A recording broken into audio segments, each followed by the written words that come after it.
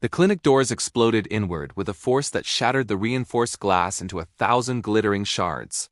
Dr. Aaron dropped his coffee, the ceramic mug shattering against the tile floor as he spun toward the entrance.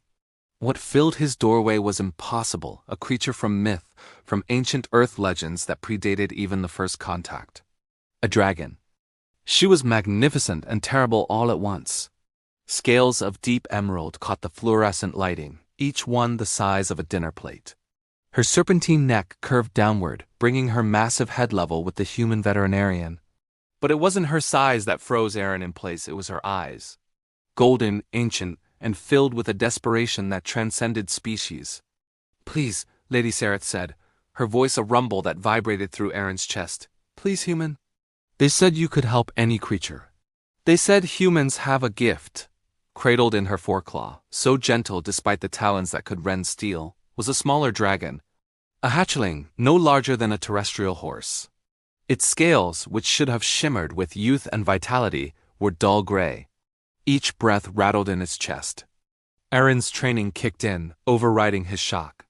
"Bring him inside, quickly." The dragon mother moved with surprising grace, folding her massive wings to fit through the doorway she'd just destroyed. She laid her child on the examination table, a table designed for creatures a fraction of this size. The hatchling whimpered, a sound like grinding stone. "How long has he been like this?" Aaron asked, already pulling on gloves and reaching for his scanner. 3 cycles. The Vextar healers said there was nothing to be done, that his fire lung was failing. Lady Sareth's voice cracked. They said to let him die with dignity. Aaron ran the scanner over the hatchling's torso. The holographic display flickered to life, showing internal structures that no textbook had ever documented. But Aaron had always possessed a gift that other species found baffling: the human ability to recognize patterns, to innovate, to see solutions where others saw only impossibility. "Fire lung," he muttered, studying the pulsating organ that looked like a fusion reactor wrapped in biological tissue. "It's not failing. Look here." He pointed to a section of the display. "There's a blockage, see this?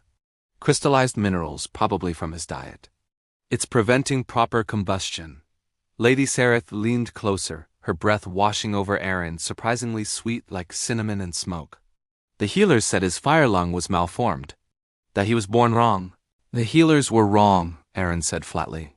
He'd seen this before, not in dragons, obviously, but the principle was the same. "This isn't a birth defect, it's environmental." "What have you been feeding him?" "Only the finest Corvax crystals, as tradition demands." "There's your problem."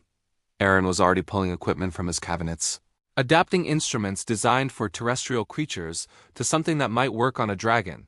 Humans learned something about our own young centuries ago. Traditional doesn't always mean optimal. Those crystals are too rich, too pure.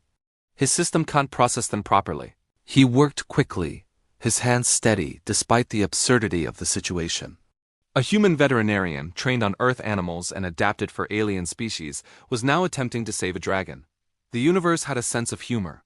"I need to clear the blockage," Aaron explained, prepping a modified endoscopic probe. "It's going to be delicate.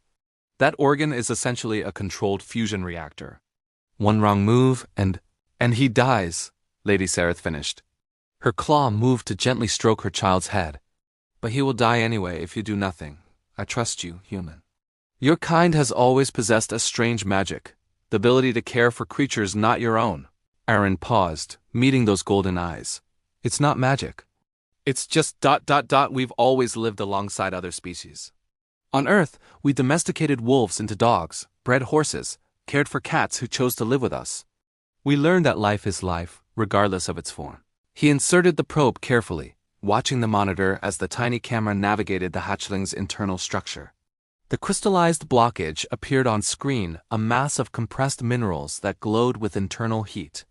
"Hold him steady," Aaron instructed. "This is going to hurt." He activated the microlaser, carefully fragmenting the blockage. The hatchling writhed, crying out in pain. Lady Sareth held him firm, whispering something in a language that sounded like crackling flames. Sweat dripped down Aaron's face. His back ached from hunching over the table, but he didn't stop. Piece by piece, he broke down the blockage, using suction to remove the fragments before they could cause further damage. Hours passed. The sun set outside his shattered doorway. Still, Aaron worked. Finally, blessedly, the obstruction cleared. On the monitor, Aaron watched as the fire lung began pulsating properly, its internal combustion returning to a healthy rhythm. The hatchling's breathing eased. Color began returning to his scales. Aaron stepped back, stripping off his gloves. He'll live. But you need to change his diet. I'll prepare a nutritional plan, smaller crystals, mixed with organic compounds. His system needs time to develop before it can handle pure Korvax. Lady Sirith's massive head turned toward him. Then, to Aaron's shock, she bowed, a gesture of profound respect among her kind. You have saved my son's life, human. The debt I owe cannot be repaid. No debt, Aaron said, managing a tired smile. Just maybe fix my door? The Dragon Mother laughed, a sound like thunder rolling across mountains. I will rebuild your entire clinic with gold and starstone. And I will tell every creature in this sector what you have done. The humans say they are just veterinarians, just healers of animals. But you are more than that. She carefully lifted her son, cradling him as he slept peacefully for the first time in days. You are proof that compassion needs no common language, that care transcends form. This is the human gift, not that you can help all creatures, but that you choose to. As Lady Sareth departed, her wings unfurling to catch the night wind, Aaron stood in his destroyed clinic and felt something profound settle over him. Humanity had reached the stars and found themselves surrounded by species older, stronger, more technologically advanced. They had wondered what they could possibly offer. Now he knew.